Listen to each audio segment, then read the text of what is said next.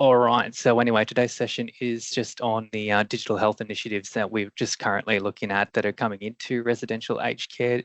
Presentation today, just a collaboration between the primary care engagement team and the older person's health and palliative care team here at Northern Queensland Primary Health Network. And my name's Kieren. I'm the Senior Digital Capability Officer for the older person's health team and part of a number of these sorts of projects that I'm just looking to speak to today.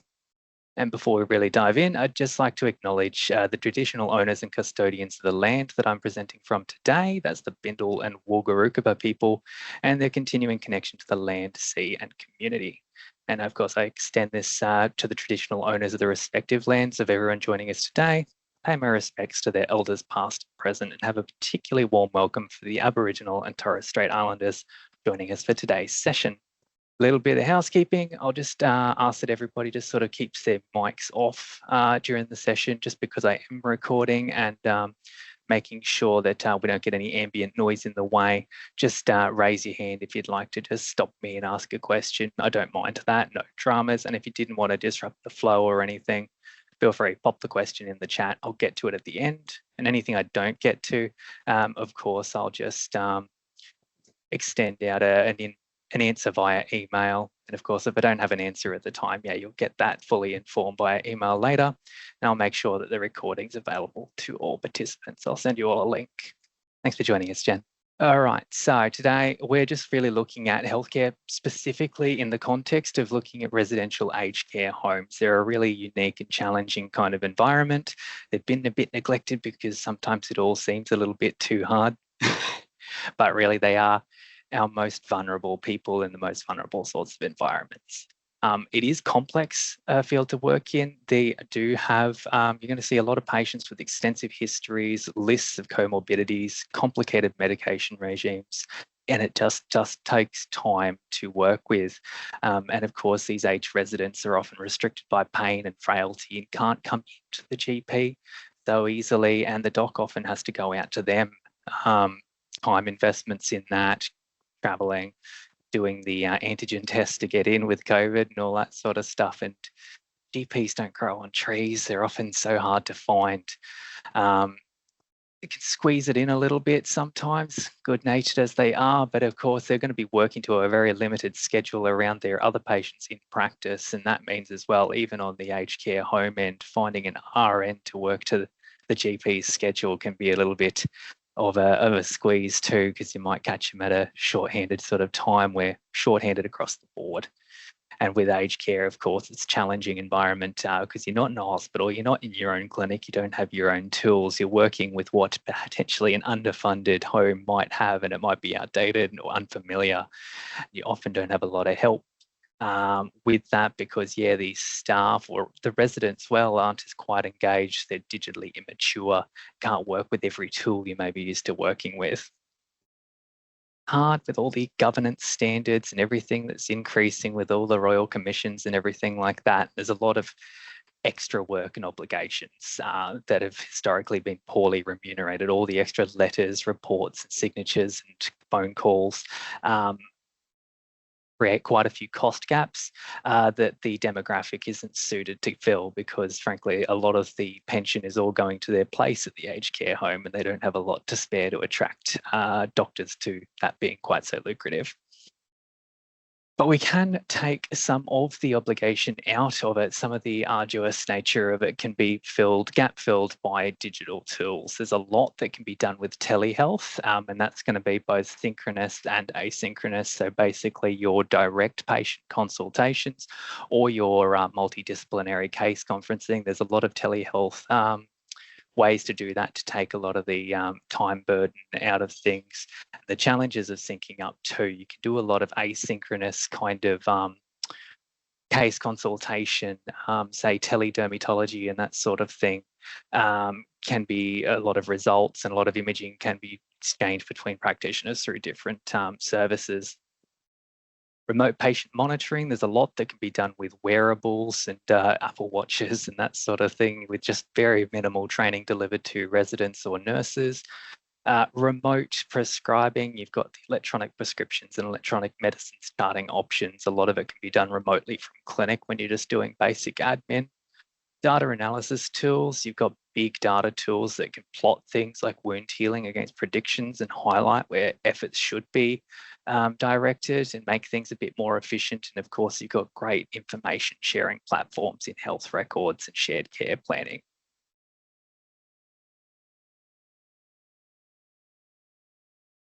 Telehealth has been a little bit difficult to engage with, even though it's been there. It's not necessarily been a well remunerated avenue because it has been short form consultations that came about due to COVID. The MBS lines that were COVID specific are pretty much all beginning to expire, being replaced by more meaningful, longer form consultations that are typically going to be associated with the My Medicare scheme.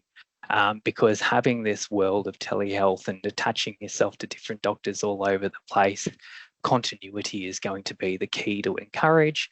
That we're really making sure that there is sort of like a connection there, because that continuity of a regular doctor and a aged and vulnerable patient, that continuity of care is really important to get that preventative health care that we're looking for.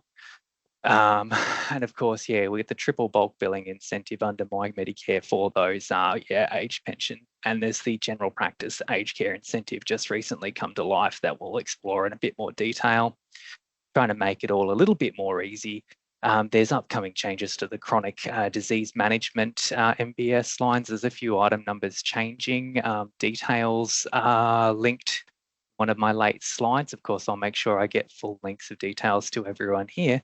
But they're looking to simplify, streamline, and modernise the arrangements for caring for these complex patients.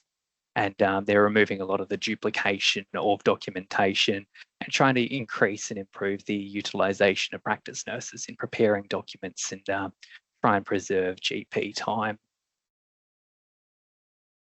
The general practice aged care incentive is really about trying to, I guess, cover and salve that unpaid work, that extra documentation, those extra administrative steps to meet quality and governance requirements.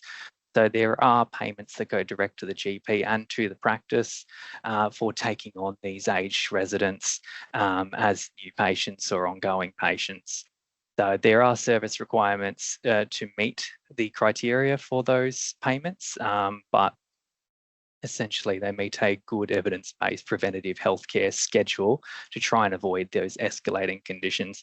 And those payments, the incentive payments, are on top of the regular MBS and DVA payments. So of course you can go over and above and still get your regular payments as well. They are not instead of, they're additional, and everything's rural loadings and everything is all applicable to these incentives too. So taking advantage of it how you can.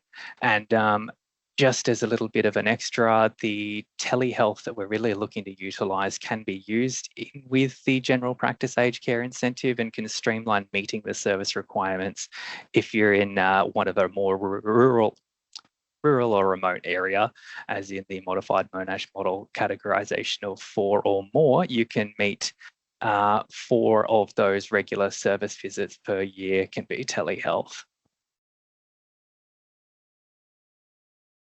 In talking about the space for telehealth, making it so much easier to connect aged care and their doctors, NQPHN has been trying to make that a little bit easier, get people off of the iPads and tiny screens and get them some equipment that makes this connection a whole lot more viable. So I'll spotlight our little project that we've been doing here. That here's a picture of us just at the Blue Care Penangle Hollingsworth Elders Village, one of 39 sites that we've rolled out some fancy new kit to. And we're really making sure that they can sort of connect their aged residents with hearing and vision difficulties with a dock on a nice big screen with proper audio and everything like that to really make that connection more meaningful. You get a bigger face, more of a heart-to-heart with your doc, and just it's all going to go a lot more personable, and the doc can get a lot more up close virtually with a lot of the monitoring equipment on these carts. The equipment's going out to the homes and owned by the homes, and the program is driven by the homes. They can decide how they'll use it and who they will be talking to, and taking charge of a lot of the governance and how appropriate it is in their social and cultural context within, and what they're going to be comfortable with. We do make sure their staff are trained. We're constantly driving and engaging with their staff, and we're really trying to build community through the delivery of this equipment to try and create a supportive group of managers and staff at these homes who'll be receptive to future initiatives, because the key that we have found through this rollout is that digital maturity is a lot lower, and it is a lot, there is barriers to engaging as practices with these homes while the maturity is the way it is. So we're working to promote, develop that to make it easier all around. To spotlight what the equipment actually is, we've got these carts that have been provided by Vision Flex. They're mobile, they'll get around the place, and they're essentially driven by a laptop at the core of it, a reasonably well-performing thing, but essentially it's just the engine that drives all the attachments and a bit of a central hub.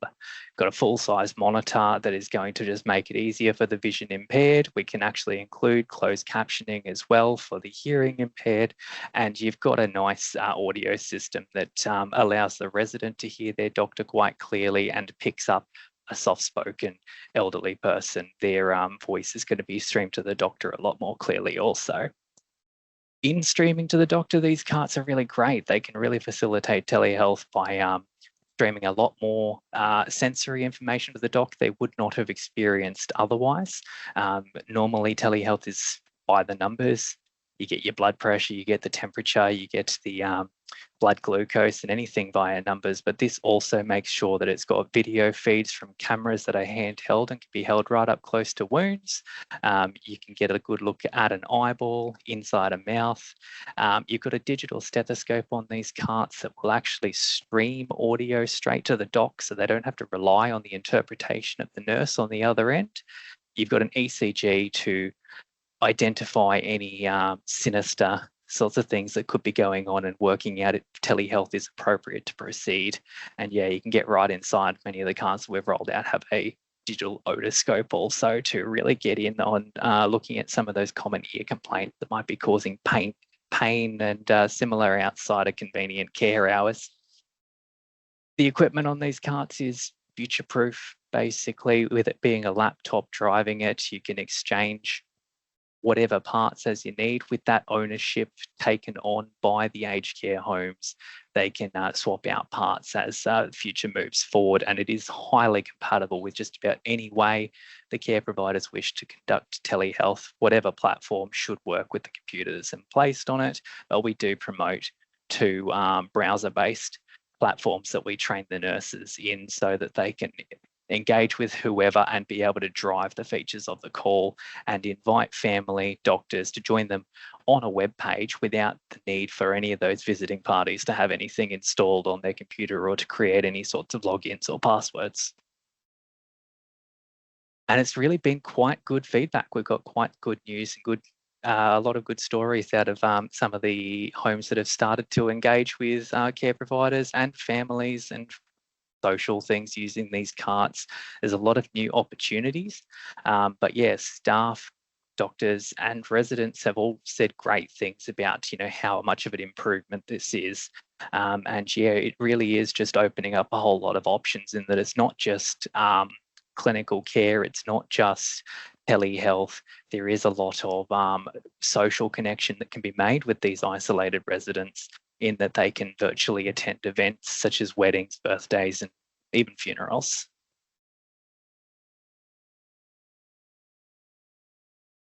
I'll go on just a few more of those digital tools that should hopefully be able to streamline things in providing care in aged care. There is My Health Record, which is highly important in that the more we utilise telehealth, the more remote services we access and include in the network. There may be times where the general practitioner, the primary provider, is not the one who is providing care. And so keeping a proper record, sharing that record, and keeping the regular GP in the loop is ever more important. So full utilisation of My Health Record is actively encouraged. And yeah, certainly there are new features that are coming to the aged care homes, where they will soon be contributing documents themselves, such as transfer summaries and medication charts, that will actually have more and more of them signing up. And that's sort of part of the drive that I'm making too. So with them accessing it more and more, it is hopefully encouraged. We encourage the practices to please ensure that documents such as the shared care, not the shared care plan, the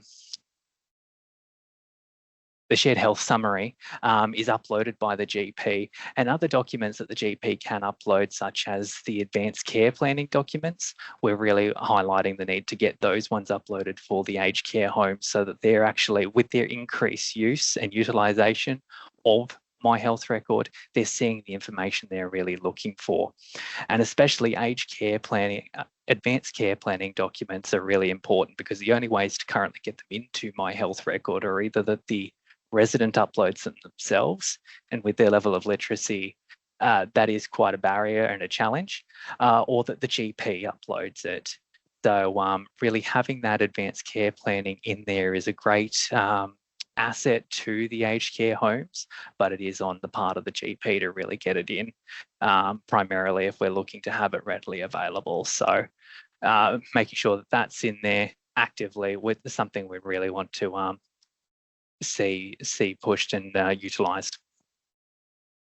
Other things that we really want to see involved, electronic prescribing. That's a bit close to my heart. My background is actually as a pharmacist, and I know that this has saved my backside in terms of, mitigating lost scripts and everything like that. And it's really great for when the pharmacy is providing packs for aged or confused residents, and maybe packing for a home where something is not charted, where it is maybe a one-off, or where the arrangement isn't necessarily in place with an electronic medicines charting program or platform at the home.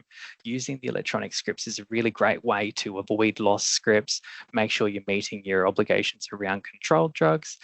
The ability to cancel superseded and old scripts, old strengths, really ensures a lot of safety, and is a great way to be able to cancel if you do have a lost script that the prescriber might have reservations about how and where that got lost and where that might end up. It can be cancelled virtually. So having the electronic prescribing is great, and a perfect facilitator of telehealth, as it can all be done remotely. Its little sister or partner is the actual online or electronic medicines charting for ordering administration by nursing staff within the home.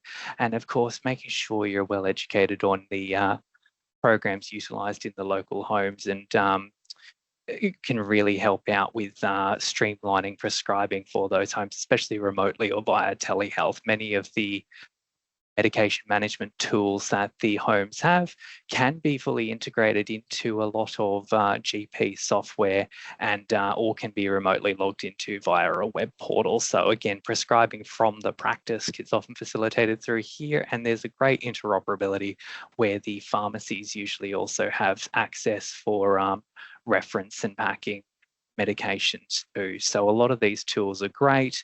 They will often have sort of clinical references and decision support tools integrated, and can really streamline the process of handling medicines for aged residents and referring to those sometimes quite extensive medication lists. So really just making sure we hit the nail on the head, just hit those main points, get those electronic tools in order. We can really streamline sort of meeting some of those arduous requirements of providing that complex but yet valuable clinical care in aged care environments and to vulnerable aged patients. A very surface level overview of a lot of those things. We've got further information, and I'll make sure these links are disseminated in a bit of a clickable form as part of a distribution after the session. But we've got further information on those MBS benefits, and yeah, those extra digital tools are all just here for you to look up on at a later stage when you've got a bit more time. Bit about us at the Primary Health Network and our relevant teams to ask questions of as you go forward. And of course, a little bit of an opportunity now to ask me for a bit of further information. So anyone, of course, feel free to speak up.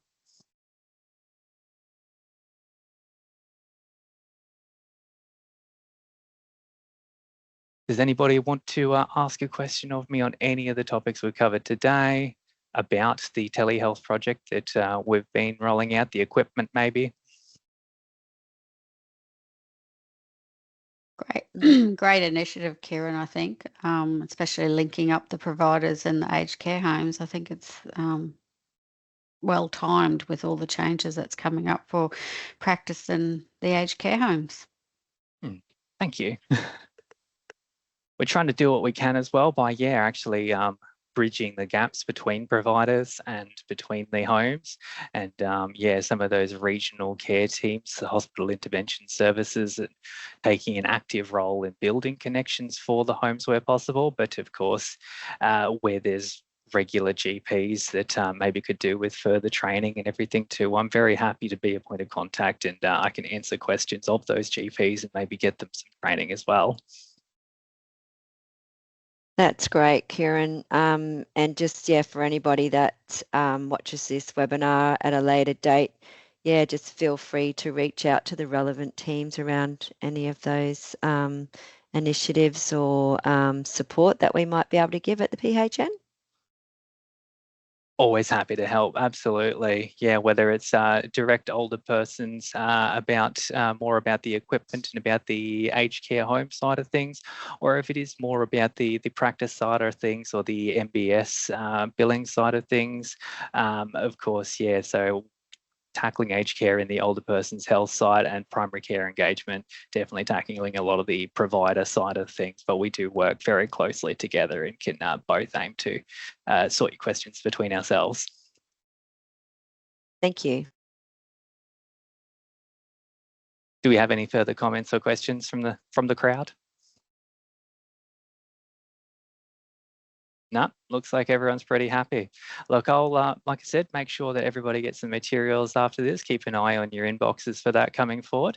I'll stop the recording and, of course, as well, extend the opportunity to ask questions and send out anything to those emails to anyone watching this recording at a later date. Happy to sort of take questions at any time going forward. You don't need to worry about how long ago this might have been recorded. Always going to be excited to answer anything about these digital health type things down the line. Thanks, everyone.